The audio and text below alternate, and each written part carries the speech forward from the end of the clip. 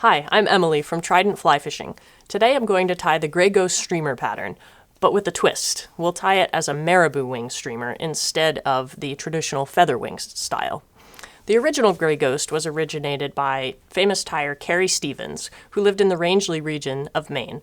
She tied it as a traditional feather wing streamer pattern, and it was proven very effective when she took the fly to Upper Dam to test it for the first time and promptly reeled in a 6-pound brook trout.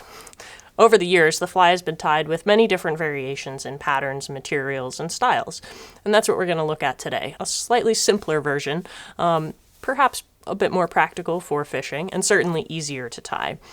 Different action in the water with the Marabou Wing. We'll be tying this fly on a size 4 streamer hook.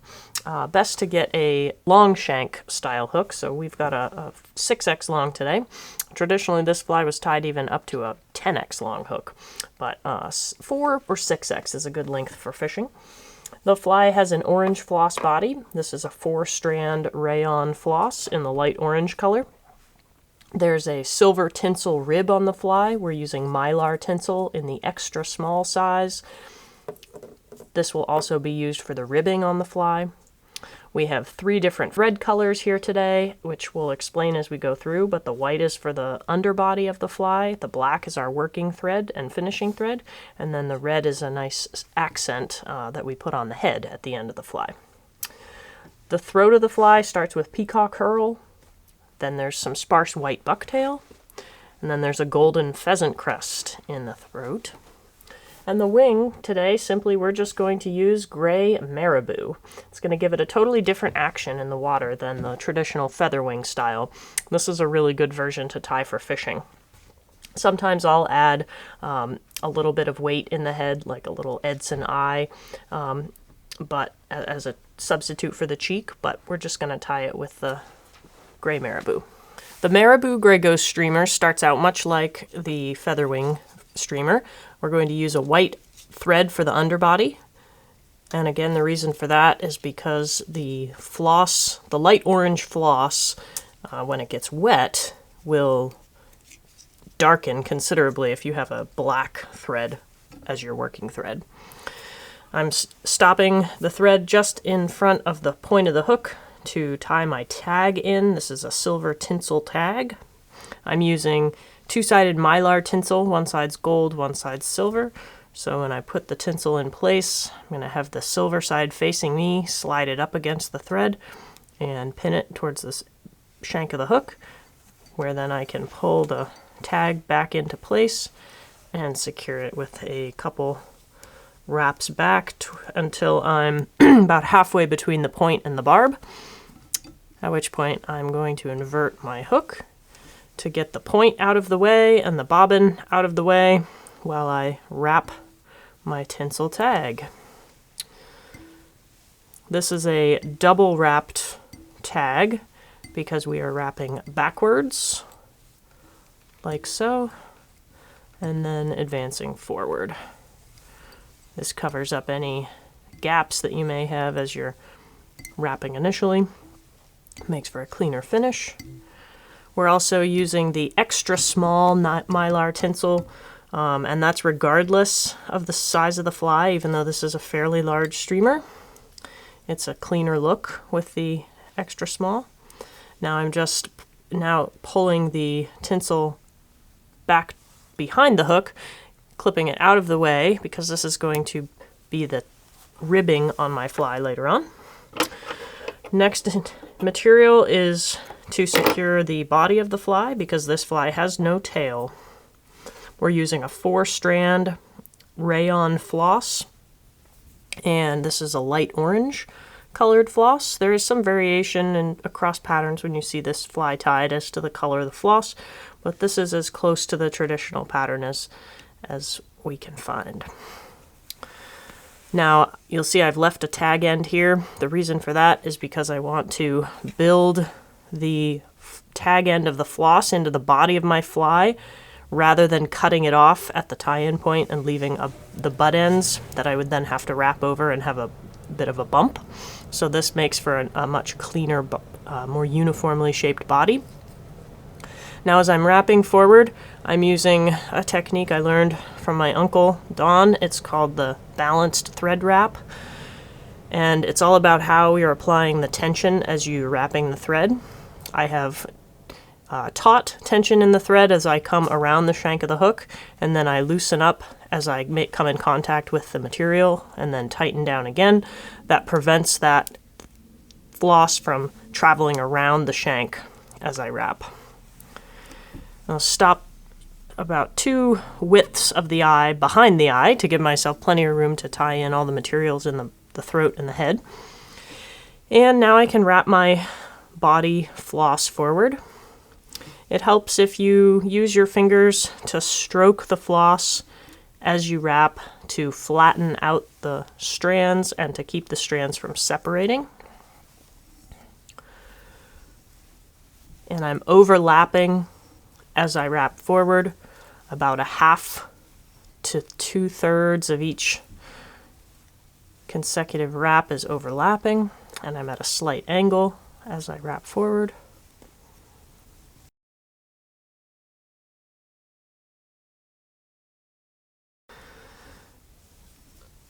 And just a couple turns will secure that just fine. Clip off the floss butt end and kind of pick out some of those stray fibers. And now I'm going to switch over to my black thread. So I'll whip finish just 2 or 3 turns to secure that white. And we'll move to the black for the finishing thread.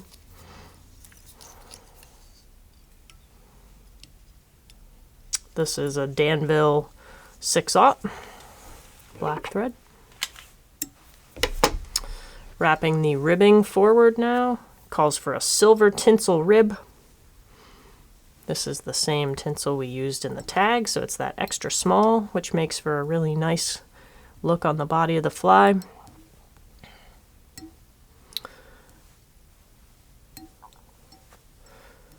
And we won't even be able to see that first quarter of the body once we get the rest of the materials tied in. Also like a whip finish there, because if you lose that end of your tinsel, you're not going to be able to rewrap it. It's too late. So better safe than sorry. Now for the throat. First ingredient is peacock herl. And rather than using the strung peacock herl, I do prefer to take it right off the stem like this. You have less of a chance of damage to the tips of the herl. So I'm just going to take a couple from each side. Just clip them evenly. Now I need to line up the tips so that they're nice and even. Just do so in your hands here. And 4 to 5 strands depending on the size of the fly. And the throat is, the tips of those barbs need to extend just past the barb of the fly, of the hook.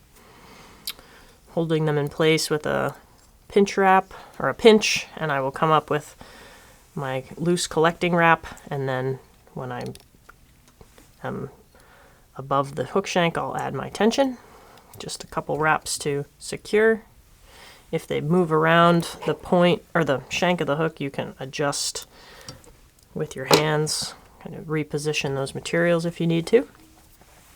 Next up is the white bucktail. And we're going to use a very small clump. This should be very sparse. So just clipping a section from the middle of the tail, and then we'll do a quick hair stack so that all those tips become aligned.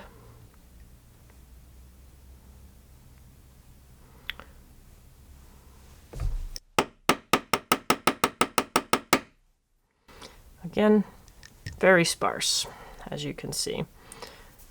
And if you have any stray hairs that are too short or a little too wild, you can pull those out, get rid of them. These should be exactly the same length as the peacock herl, so we'll size it accordingly.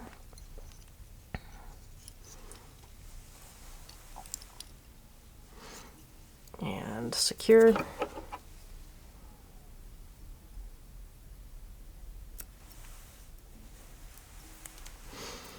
Final ingredient in the throat is this golden pheasant crest. You want one of the shorter feathers. The golden pheasant crest is to be curved upward on the fly, so I've already selected one. And I'll strip off the fluff at the bottom of the feather, leaving me with just the golden feathers. Get off the white part.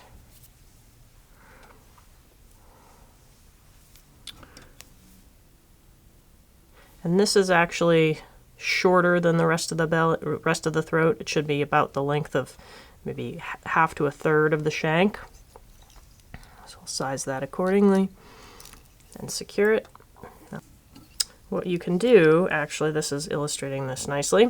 If you're having trouble getting that feather into place, you can take it out and kind of put a kink in the actual stem of the barb.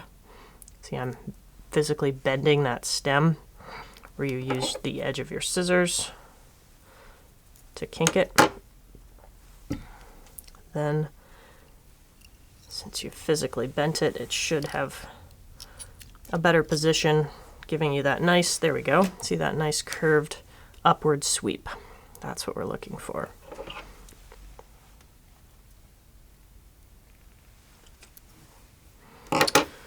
And that's the throat of the fly. We're completed with the bottom half, so I, again, just throw in a 2-turn whip finish.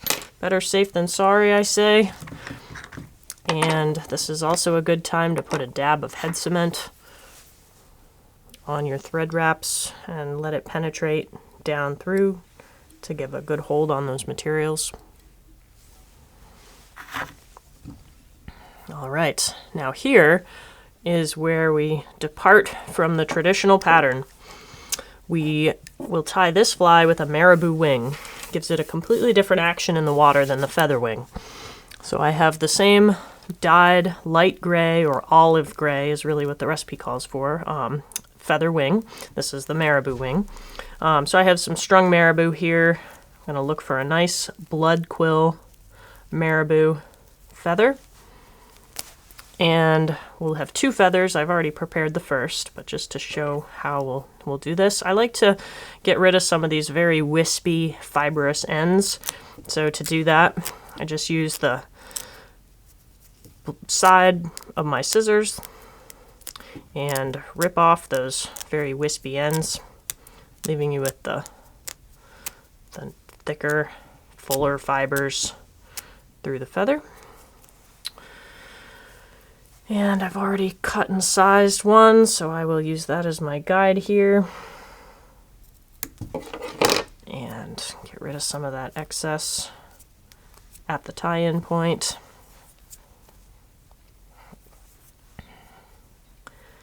Turn the feathers so that the outside of the feather, the curved side, is facing out.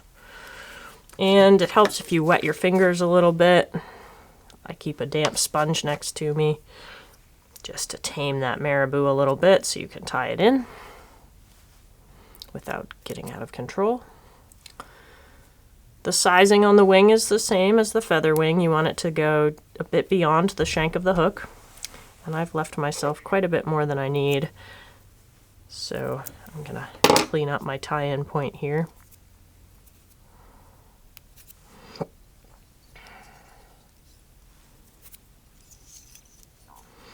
And important with a material like this that you do that loose collecting wrap until you get the thread up over the materials, and then add your tension uniformly as you pull the thread down and around.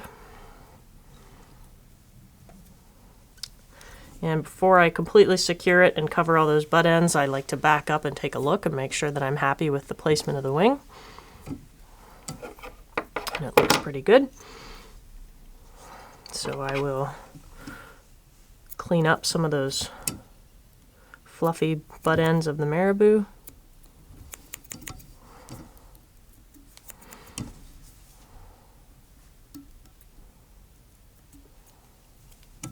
So the next ingredient is something that is absolutely not part of the original recipe. We're going to add some little bit of crystal flash to the wing of the fly. This gives it a nice appearance in the water, gives it a little bit of of a flash and fishes really well. There aren't too many flies that can't be improved with a little bit of crystal flash, even a traditional streamer pattern. So I selected 5 to 6 strands, and I'm going to separate them evenly on each side of the wing and tie in my crystal flash. A little finishing touch. Now we can finish the head, build the head. We're not doing a shoulder on this fly. You could, since we've gone so far, deviated so far from the original recipe here with this marabou pattern. You can certainly add the shoulders if you choose. That would be the silver pheasant. But for this fly, we're just going to leave it as a plain marabou wing. We're ready to finish the fly now. I always flatten my thread first. And since I'm a right-handed tyer, I have to twist it counterclockwise until I get that nice flat thread.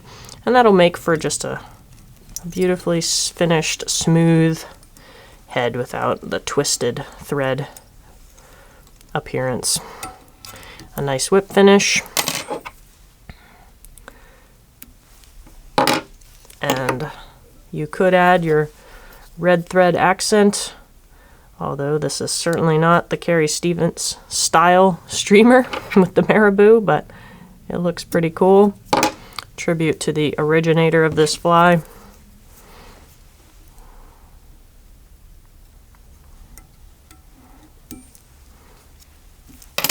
And trim.